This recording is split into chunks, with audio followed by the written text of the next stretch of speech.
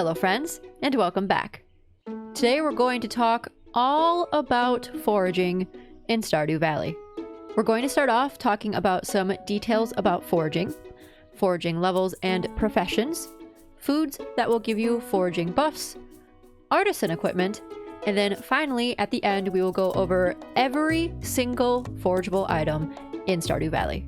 It's a lot, so let's dive in. Foraging Overview.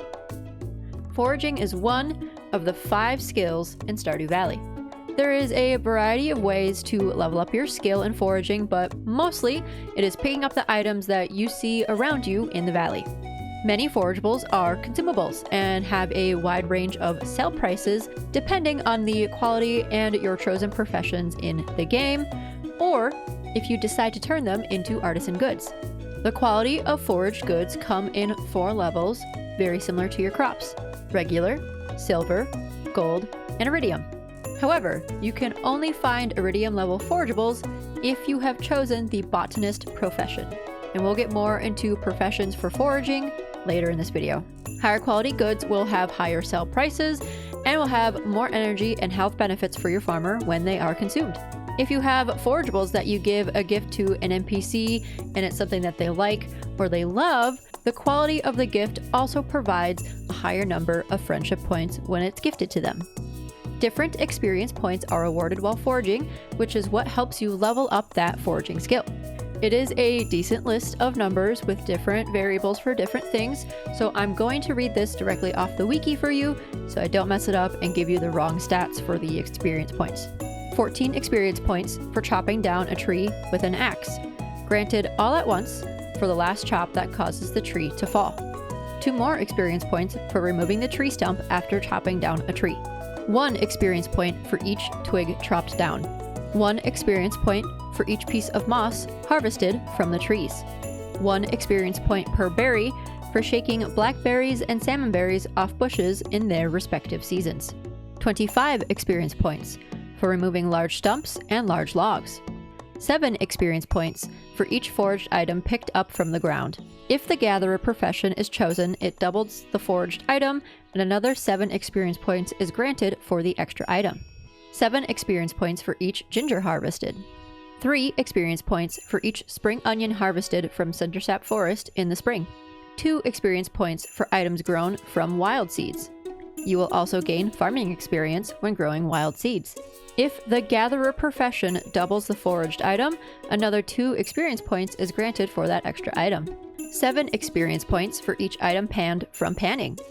For instance, if the player obtained 3 items from panning, they will receive 21 experience points. 5 experience points for each mushroom collected from the mushroom cave, if the mushroom option was selected when choosing a mushroom or a fruit bat cave, and from collecting mushrooms from mushroom logs. 7 experience points for each fruit collected from the farm cave if the fruit bat option was selected for the cave.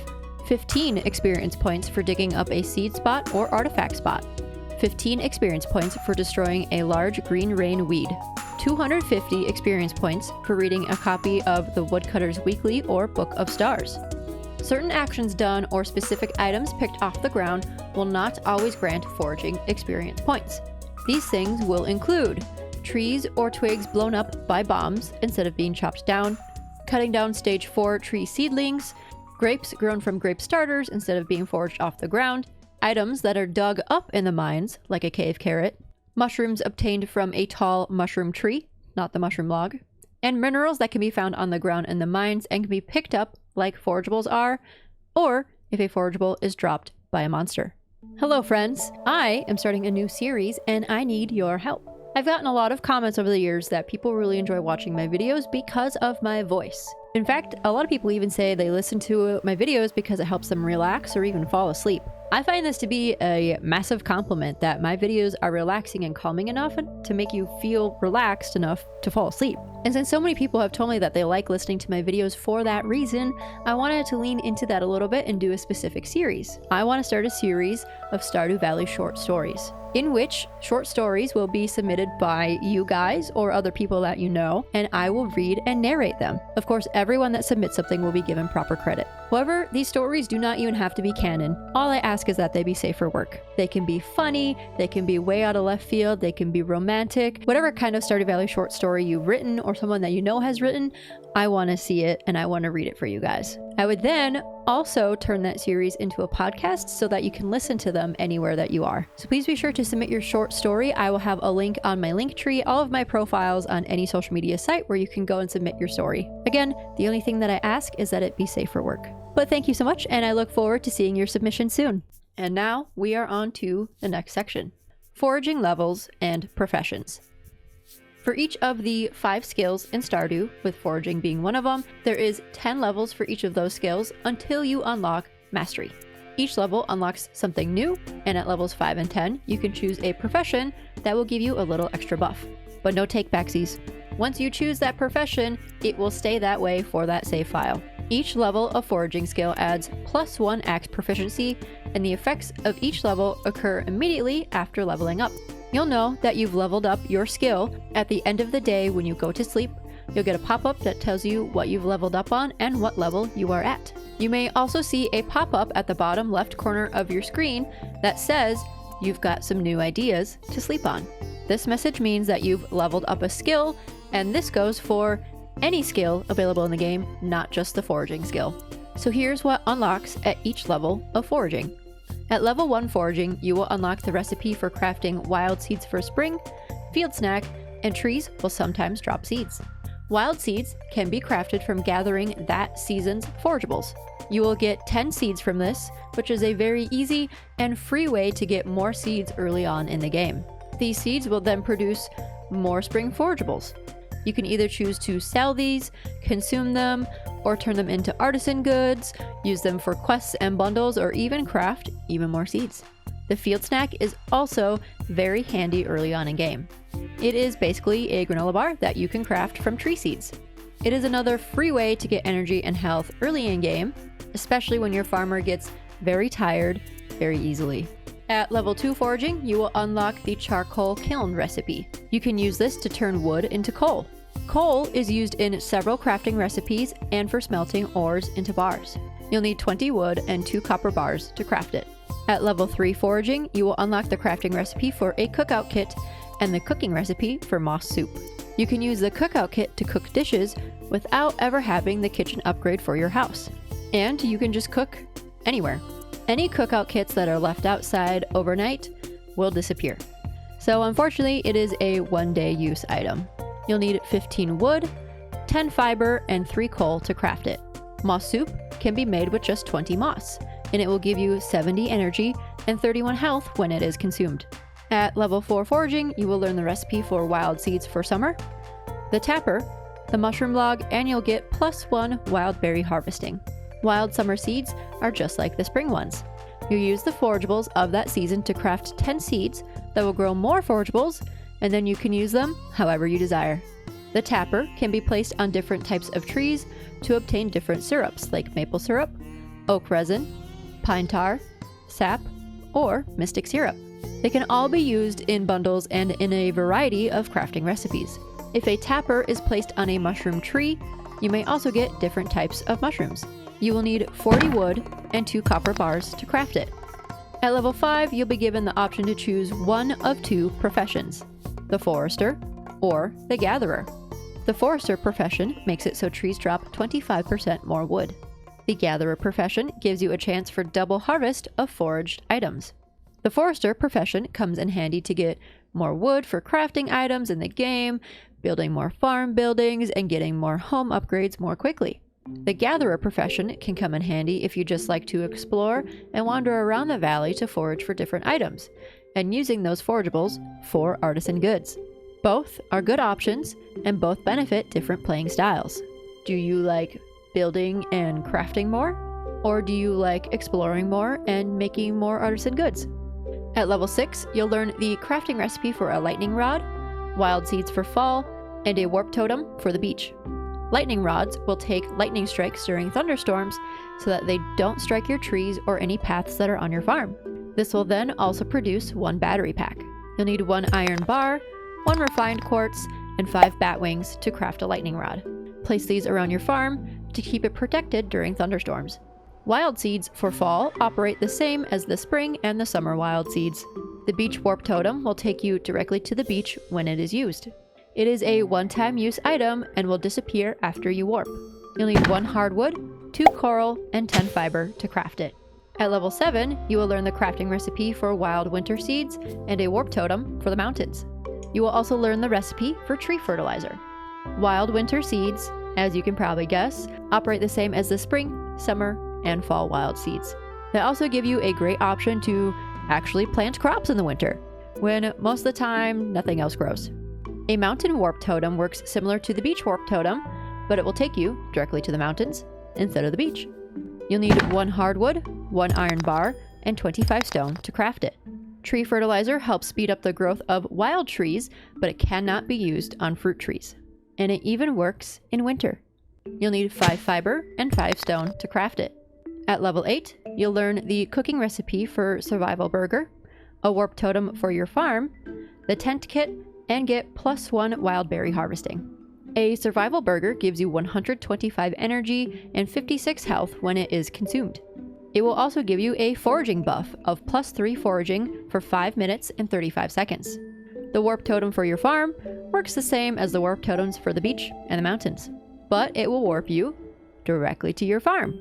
This comes in extremely handy if you're about to die in the mines, or it is very late at night and you need to get home before 2 a.m. so you don't pass out.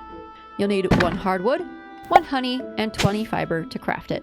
The tent kit allows you to craft a tent to sleep in. It can be only used outdoors and is a one-time use similar to the cookout kit. It will disappear the next day. This will allow you to sleep anywhere that you are if you cannot make it home in time. You will wake up the next day in the same location that you made the tent in. However, the tent will be gone. It does not work in the mines, so if you get to like level 70 and you want to wake back up in level 70, that doesn't work. However, it can be used in the mountain area outside of the mines. You'll need 10 hardwood, 25 fiber, and 1 cloth to craft it. At level 9, you'll learn the crafting recipe for the rain totem. When used, it sets the weather for the next day to be rainy. This can come in handy to water your crops or catch a specific fish that can only be caught on rainy days. A rain totem will not force the weather in Pelican Town to be rainy on a festival day or on the first day of the season. You'll need 1 hardwood, 1 truffle oil, and 5 pine tar to craft it. And finally, at level 10, the final level of foraging, you can choose one of 4 options for profession. However, only 2 options will be presented to you.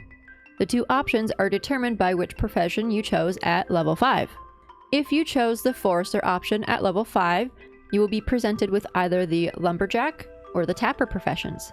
The lumberjack option gives a chance for all trees to drop hardwood. The tapper option makes syrups worth 25% more. If you chose the gatherer option at level 5, you will be given the botanist or the tracker profession options. The botanist option makes all foraged items the highest quality, iridium quality. The tracker option shows a small yellow arrow to reveal the location of forageable items. Again, these are all great options to choose from, depending on your style of gameplay. Now let's move on to the next part of this, and that is artisan equipment. Now foraging comes in incredibly handy early on in the game. You can use many forageable items to sell for more money, even if you didn't have to pay for the seeds to plant them. You can also consume them for health and energy without cooking things in the kitchen or having an upgrade to cook anything at all. You can also consume them so that you don't have to pay for food. And like we said before, you can craft them into more seeds that you can plant, again, all for free. As you can continue to progress in the game, many forageables can also be made into artisan goods with different artisan equipment. This is the preserves jar, a dehydrator, a keg, and casks.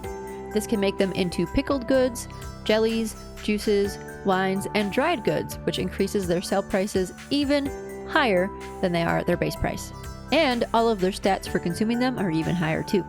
Many forageables and also different artisan goods are also needed to fill bundles for the community center. So let's talk about some artisan equipment, since you'll probably use a lot of your foraged goods in your artisan equipment.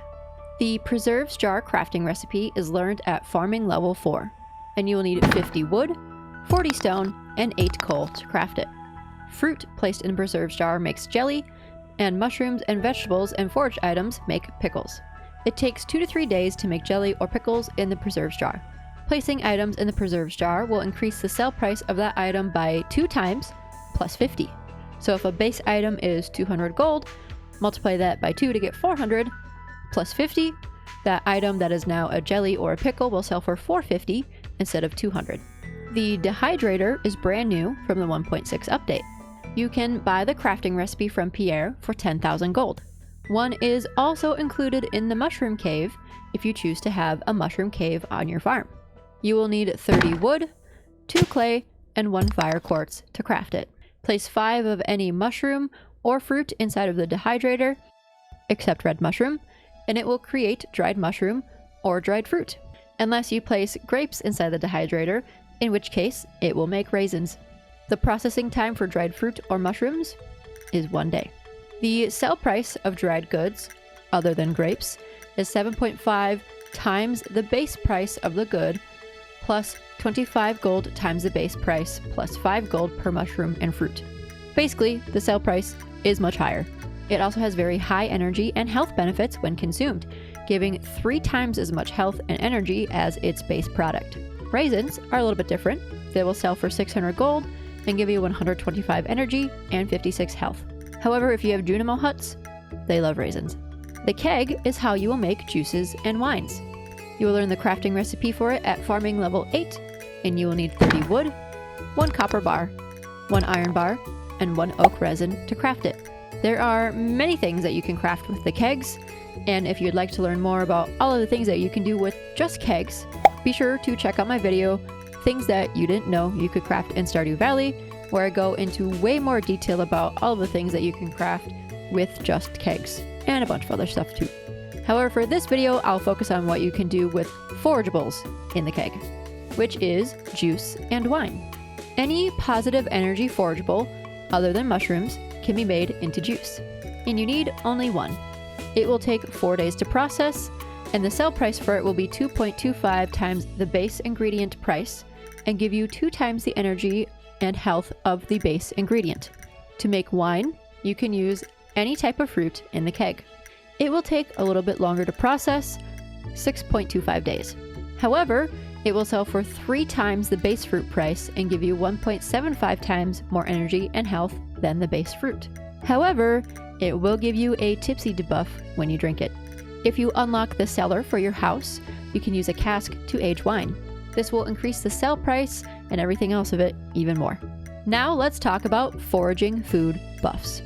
Certain consumable foods will give you a foraging buff. This will temporarily increase your foraging level, which can make forageables higher quality and better sell prices. It can also help you forage more berries during salmonberry or blackberry season. Here are the different foods that will give you a foraging buff. Pancakes can give you a +2 foraging buff for 11 minutes and 11 seconds, and you'll need 1 wheat flour and 1 egg to cook it. It will also give you 90 energy and 40 health. You will learn the recipe for pancakes from watching Queen of Sauce on your TV, or you can buy them from Gus at the saloon for 100 gold. Autumn's Bounty will give you +2 foraging as well as +2 defense. It will last for 7 minutes and 42 seconds. You'll need 1 yam and 1 pumpkin to cook it. You'll learn the recipe for Autumn's Bounty from Demetrius when you get sufficient friendship points with him, and he will send you the recipe in the mail. Consuming it will give you 220 energy and 99 health. A survival burger gives you +3 foraging for 5 minutes and 3 seconds, and is learned at foraging level 8, as we talked about a little bit earlier. You'll need 1 bread, 1 cave carrot, and 1 eggplant to cook it. Kind of a strange sounding burger if you ask me. You'll get 125 energy and 56 health upon consuming it. And finally, tropical curry will give you +4 foraging and will last for 5 minutes and 1 second. You can get this recipe from the Ginger Island Resort for 2,000 gold. You'll need 1 coconut, 1 pineapple, and 1 hot pepper to cook it. It will give you 150 energy and 67 health upon consumption. And now, for the final part of this video, and probably the longest part, we're going to talk about all of the forageables. Now, this list is, like I said, going to get pretty long. Just a warning for this section of this video. First and foremost, something that a lot of people don't think of is sap. Sap generally comes from trees that are chopped down. It may feel like sap doesn't really have much use, but it is used in a variety of crafting recipes. It's used in basic fertilizer, fiber seeds, quality bobber, quality fertilizer, the Statue of Blessings, trap bobber, and a torch. Early on in the game, I personally enjoy crafting lots of torches, and then I will randomly place them throughout the valley. This helps to light up all the paths when I don't have a glow ring so I can see things better at night. Many forageables you can eat, but do not eat sap. It will hurt your farmer and make them sad. Now let's talk about the spring forageables. First is the common mushroom. It is found in the secret woods and the farm cave if you chose to have a mushroom cave on your farm. This one will be good for you to eat and will give you anywhere from 38 to 98 energy and 17 to 44 health, depending on the quality of what mushroom you find. Mushrooms are also great to save for making dried mushrooms in the dehydrator. It is also used in different crafting and cooking recipes. It is needed for the fall foraging bundle, for crafting fall seeds, for cooking fried mushroom, cooking stir fry, cooking tom kha soup, and you can also dehydrate it and make it into dried mushrooms or use a preserves jar to make it into pickled mushrooms. Up next is the daffodil. It is most abundantly found in Pelican Town, with a 100% chance spawn rate. There is also a 45% chance of it spawning at the bus stop and the railroad. There is no health or energy benefits to daffodils, but they are a good gift to give to most villagers. A small handful of people dislike daffodil, and Jody hates daffodil. It is used in the spring foraging bundle, for crafting spring seeds, and is a loved gift by Sandy. Next up is dandelion. There is a 50% chance of it appearing in the cindersap forest, a 35% chance at the bus stop, a 35% chance at the railroad, and a 25% chance of finding it on the forest farm if you chose the forest farm layout when you started your save file. You can consume dandelion. It will give you 25 to 65 energy and 11 to 29 health, depending on the quality of your dandelion. You will need dandelion for the spring foraging bundle, crafting spring seeds, cooking salad, and you can also use artisan equipment to make it into juice or pickles. Yep, you can have pickled dandelions and dandelion juice. Up next we have leek. It is found mostly in the backwoods with a 50% chance of it spawning. It can also spawn in the mountain with a 58% chance of spawning, a 25% chance of spawning on the forest farm, a 20% chance of spawning at the bus stop, and a 20% chance at the railroad. You can consume leek, and it will give you 60 to 120 energy and 18 to 46 health, depending on the quality of your leek. You will need the leek for the spring foraging bundle, for crafting spring seeds, for cooking salad, and you can also use artisan equipment to turn it into juice and pickles. Leek is also a loved gift by George. There is a lot of spring forageables, and we're not quite done with spring just yet. So next is morel. It is most often found in the secret woods with a 32% chance of appearing. It is also found on the forest farm with a 25% chance of appearing, and if you choose the mushroom cave option on your farm, you can also have it appear in the mushroom cave. It is consumable, and you can eat it. It will give you 20 to 52 energy and 9 to 23 health, depending on the quality of the morel. You will need it for the exotic foraging bundle, the fried mushroom cooking recipe, crafting life elixir, and you can also use a dehydrator to turn it into dried mushrooms or a preserves jar to make it into pickles. 3 spring forageables left. Up next is salmonberry. You can find salmonberry on bushes during salmonberry season, which is the 15th to the 18th of spring. Walk up to a bush and click it to collect the berries. If you chose the fruit bat cave option for the cave on your farm, they will also appear in the fruit bat cave. You can eat them, and they will give you 25 to 65 energy and 11 to 29 health, depending on the quality of your berries. You can use salmon berries to make dried fruit, jelly, and wine. Up next is the spring onion. Spring onion is only found in spring on the south end of the cindersap forest, just above the sewers. You can consume it, and it will give you 13 to 33 energy and 5 to 14 health.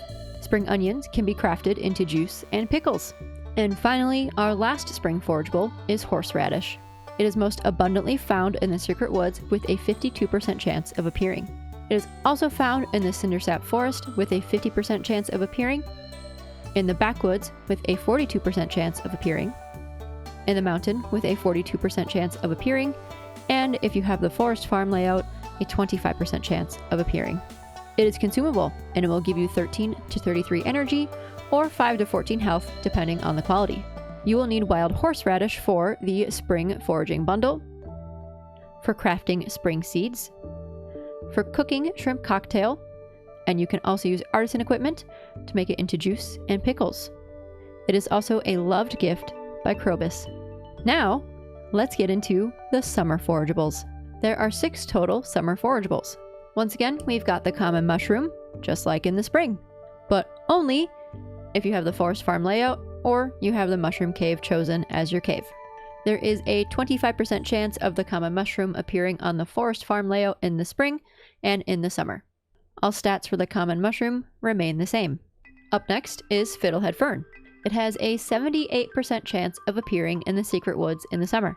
It is consumable, and it will give you 25 to 65 energy and 11 to 29 health depending on the quality. You will need fiddlehead fern for the chef's bundle, for cooking fiddlehead risotto, and you can also use it in artisan equipment to make juice and pickles. Next up is the grape. Not to be confused with blackberries because they look extremely similar. Grapes will sit on the ground and can be picked up like other forageables. They can also be planted with a grape starter. But the grapes do not grow on the bushes like salmonberries and blackberries do. It is most abundantly found in the backwoods with a 62% chance of appearing.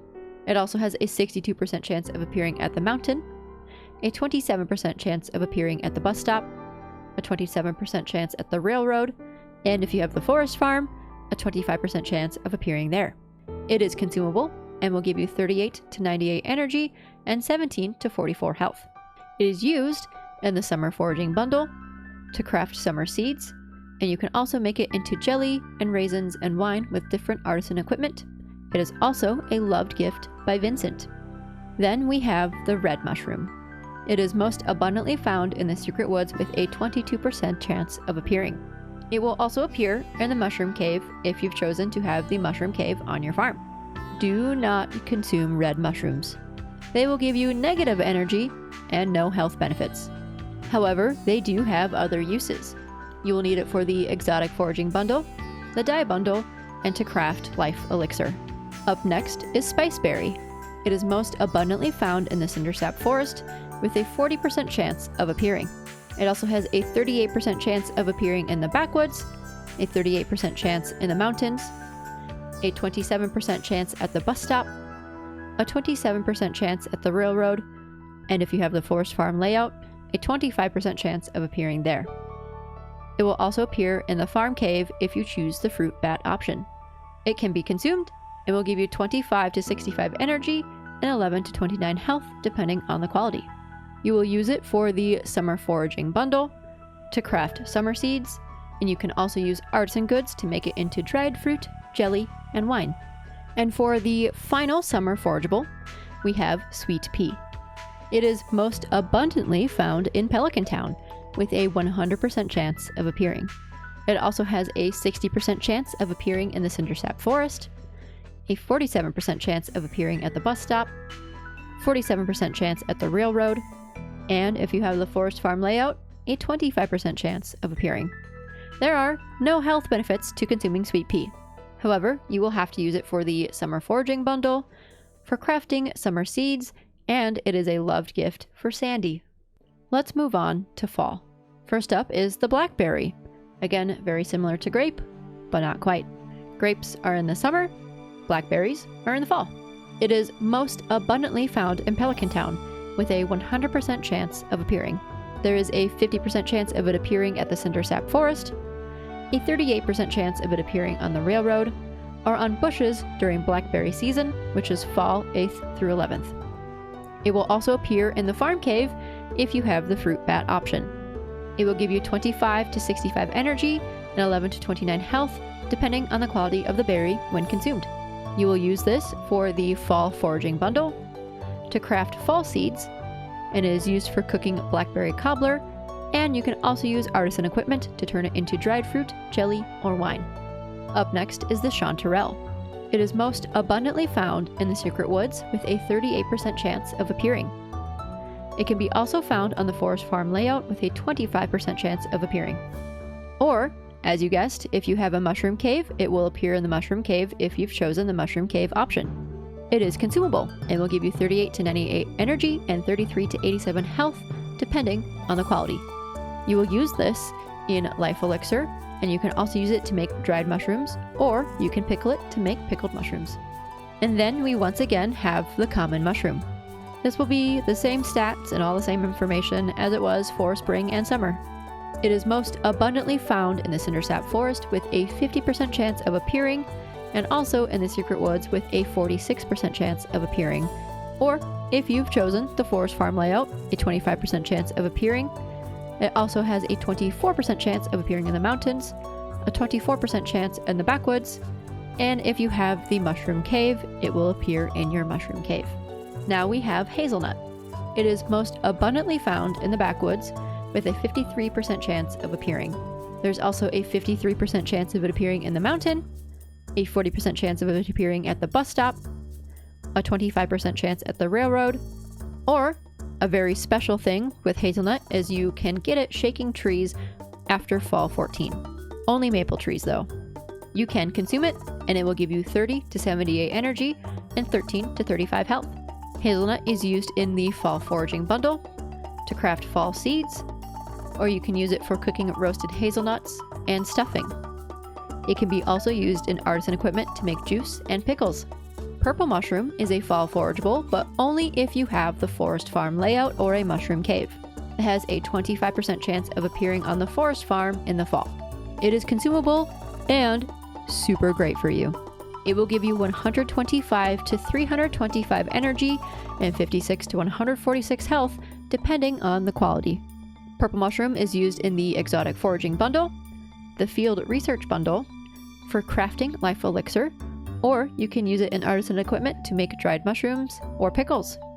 It is also a loved gift for the wizard. Red mushroom is also available in the fall, but mostly only on the forest farm layout with a 25% chance of appearing. Or, as in many other cases, if you have the mushroom cave.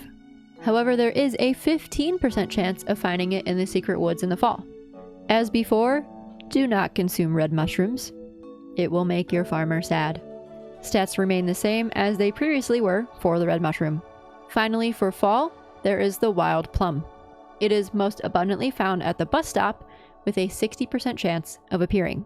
There is also a 38% chance of it appearing at the railroad, a 24% chance in the backwoods, a 24% chance in the mountain, or in the farm cave if you chose the fruit bat option. You can consume it, and it will give you 25 to 65 energy and 11 to 29 health.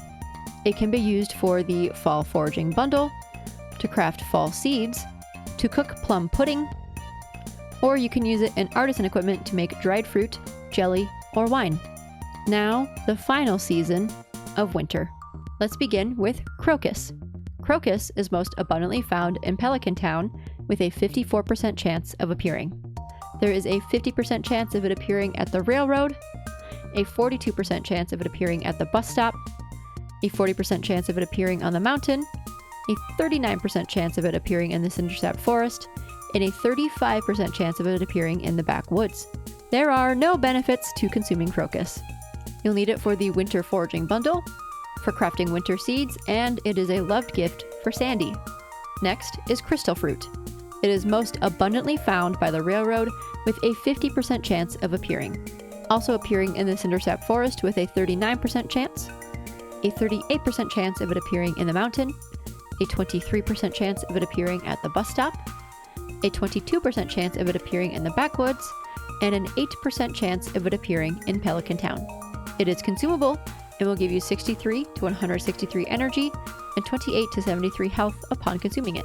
You will need this for the Winter Foraging Bundle to make winter seeds, and you can also use it in artisan equipment to make dried fruit, jelly, and wine.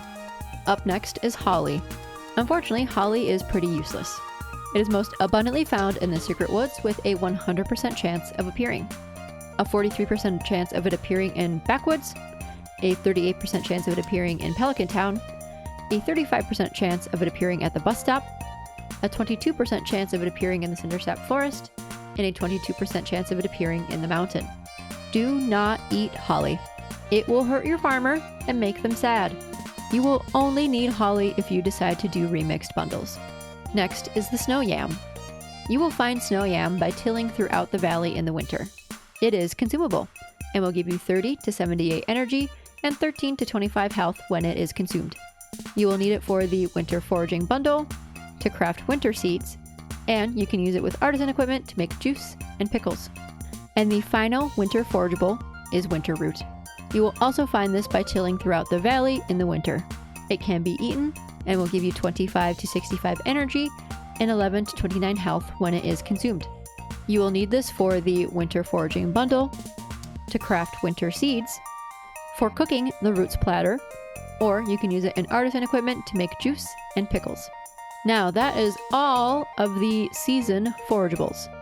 However, there are still forageables that are only available in certain areas of Stardew Valley, like the beach, or the Calico Desert, or Ginger Island. Let's start with the beach forageables. None of the beach forageables are consumable except for seaweed. However, they do have a variety of sale prices and are used in a variety of crafting recipes and bundles. Clam is used in chowder and the crab pot bundle. Cockle is used for the crab pot bundle. Coral is used for the warp totem for the beach. Mussel is used for fish stew and the crab pot bundle. Nautilus shell is used for the field research bundle. Oyster is used in the crab pot bundle. Crazy that it's not used for some sort of cooking recipe. Rainbow shell is used in the mysterious key quest. Sea urchin is used in the dye bundle. Seaweed is used for maki roll and crafting a fish pond. And once again, seaweed is the only edible beach forageable. Most of these can be found on the beach all year round, except for nautilus shell and rainbow shell. Nautilus shell is found only in winter, and the rainbow shell is found only in the summer. I promise we're almost done. Next is the mines forageables. There is only 3. We have cave carrot, which is consumable and will give you 30 energy and 13 health. It is used in a variety of places. You'll need it for the exotic foraging bundle, for cooking the survival burger, for cooking miner's treat, for cooking the roots platter, for cooking stir fry, and you can also use it in artisan equipment to make juice or pickles. Don't ask me how a carrot becomes a lollipop. Sometimes we just accept Stardew lore for what it is. Up next is once again red mushroom. It has all of the same stats as everything that was said earlier for the seasonal forageables. But remember, do not eat it. We also have the purple mushroom, which is good to eat. Your farmer would probably very much like to eat it. All stats and uses for the purple mushroom are the same as what we talked about earlier. For the Calico Desert, there are 2 forageables, the cactus fruit and a coconut. Cactus fruit is consumable and will give you 75 to 195 energy and 33 to 87 health. It can be used for many things and is a loved gift for 3 people. You will need it for the exotic foraging bundle, and you can also use it in artisan goods to make dried fruit, jelly, and wine. It is a loved gift for Linus, Pam, and Sam. Now, coconut is not consumable on its own, but it can be made into artisan goods. It is used for a variety of different things as well. You will need coconut for the exotic foraging bundle, to cook tom kha soup. You can use it in artisan goods to craft it into dried fruit, jelly, and wine. It is also a loved gift for Haley and Linus. And at the very last, we have the Ginger Island forageables. There are 2 Ginger Island forageables.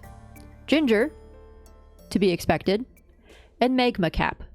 Ginger can be found throughout the island, especially in the west and in the north. You'll see little ginger shoots dancing on the ground. Dig it up with a hoe like you would an artifact spot. It is consumable and will give you 25 energy and 11 health. You can use ginger to make juice, pickles, and ginger ale, and it cures the nauseated debuff. Magma caps are found in the volcano dungeon.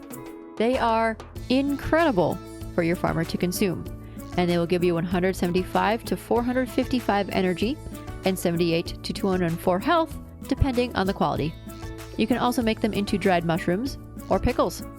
When I first started working on this video and the script for it, I thought it would be a really fun and easy video that I can put out real quick and make it real simple. I was very wrong. I ended up adding way more details and information than I originally thought that I would.